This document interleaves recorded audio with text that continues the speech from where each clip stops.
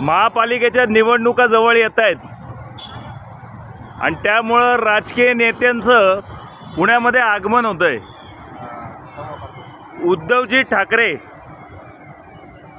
माजी मुख्यमंत्री उद्धवजी ठाकरेंचा कॅनवॉय चाललाय पुण्यातल्या गांजवे चौकातून आणि नेहमीप्रमाणे सगळं ट्रॅफिक अडवून ठेवलेलं आहे।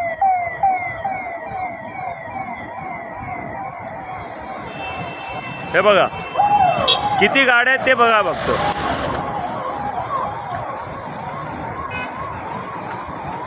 किती गाड्या आहेत, अरे अरे अरे अरे।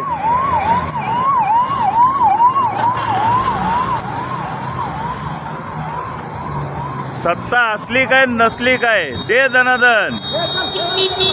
कुठून येतो एवढा पैसा काय माहिती। चला जाऊ द्या।